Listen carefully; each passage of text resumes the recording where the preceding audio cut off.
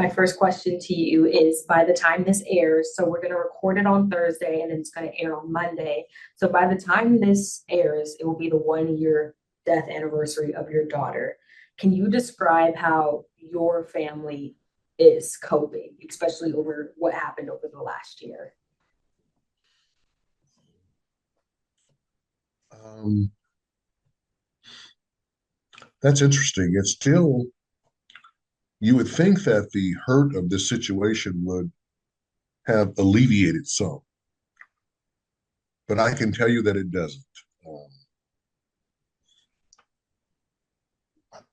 Maybe it's because we still wear the bracelets that say um, Forever 36, that sort of thing. We have the reminders on every day. Uh, it's definitely improved my prayer life because I don't think before my prayers weren't as fervent as they are today. But in order to stay sane, uh, to keep going when you feel the most depressed and the most down about the situation, we think about those things that have changed, especially in the state of Illinois. When the state Senate and the legislature did what it did, normally people say, so goes California, so goes the world or the United States. I'm hoping that, and I hope this with all my heart, that the whole country of the United States follows the lead of the state of Illinois and passes the Sonya Massey bill so that when these bad apples go from one department to another, they cannot say that they didn't know about their backgrounds. You have fully vetted them and you know what you're getting when you get one of these rotten apples. Got it. And one of my next questions to you, I know you mentioned that your prayer life has increased, but I wasn't a journalist here in Illinois when you guys had the saying goodbye, like service for Sonya Massey in a church last year, but I got to watch it on YouTube. And one of the things that stuck out to me is you saying that you look to the hills because that's where your help comes from. And that's something that my mom says all the time. So could you talk about what that looks like now besides praying and how that has helped you to cope? Well, many times I've had to eulogize people, and I have had to lean and tell them, that I'm leaning and depending. But now it has more poignant meaning to me. I know that because of this situation and this tragedy in my life, it has made my, um, as I tell people, that statement, you look to the hills from that cometh your help. Um, I've had to do it myself uh, as a coping mechanism. Uh, and God has been faithful for these 67 years. And I expect him to keep being faithful to make it so that um, I can go and continue to live on in a day-to-day situation without my daughter. Got it. And my next question to you is, can you kind of describe, I know we talked about this a lot over past interviews, but over like remembering her 1 year later, can you kind of describe the type of woman she was, or even a child, or some of your favorite memories? Um, my nephew sent me a picture of Sonya and I together today, or he may have sent it yesterday. I didn't see it until today, but it kind of fully encompassed who my daughter was to me. It was a playful situation of her and I together. Um, but it reminded me of how much of a daddy's girl she was, and how I think all of my girls were daddy's girls, but Sonya had this kind of special thing. Um, I think I told you before that we never, ever ended a conversation, whether it was in person or on the phone, where she didn't say, "I love you, Daddy." And so we have that emblazoned on some of these things that we wear, and it says that I love you, Daddy, because that was her thing. Got it. And my next question to you is, since the day that Sonya passed away to now, can you talk about the community outreach you've been seeing, whether it's in Springfield or on a national level? Mm. It has been so resounding and resilient of our people here in America and all over the world. I've had a chance to talk to people in Sweden and the Netherlands, all over the world. I found out that people in Africa, um, everybody knows about this tragedy.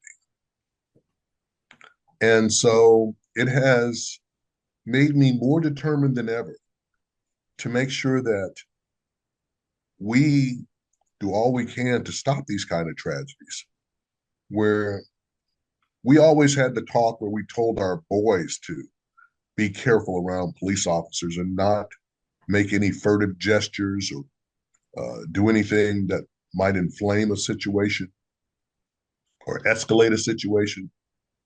But now the narrative has changed that we have to have the same kind of talk with our daughters. Uh, they have to be very careful about their situations. And all because of this, I don't even know if he's a person, this killer who killed my daughter. It has changed us dramatically. Got it. And my next question to you is, you mentioned that you have bracelets and other things that you've created to keep her memory alive, but can you talk about some other ways you guys do stuff to honor her, or even if you're having a bad day, I'm going to do this to lift my spirits up? What does that look like? Well, normally when one of us is having a bad day, we talk to each other. Um, my other daughters let me know that you still have to keep living for the rest of us. Um, I have two granddaughters who are here with me now, spending the summer. And every day, my granddaughter asks me, she says, "Papa, are you okay?" Because I don't know if she sees it in my face and it's not normal for her. Because I remember when this first happened, I did all I could to hide this from them. But I guess I was not doing a very good job of it because they knew something was wrong. And eventually we had to tell them what had occurred, why their grandpa wasn't his usual jovial self. Um, but they have helped because it lets me know that I've got to keep going on because they still need.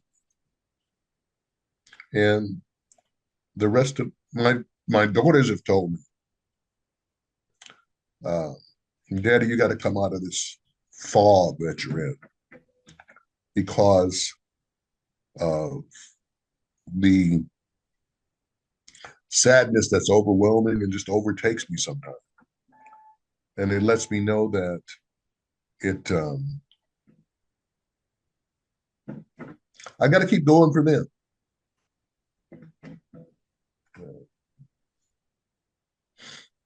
And my next question to you is kind of shifting gears a little bit to we now have a new sheriff that's occupying like the Sangamon County Sheriff's Office. Do you have you been keeping up with any of her reforms? Do you think there's been any change, or is there anything else that you would like to see? You know what? I have not met her. I don't know. Um, I think more of the family that's there in Springfield. They've been trying to keep me up with what's going on. I think the one nephew, Sonya Massey, is on the Massey Commission. I think he's vice chair.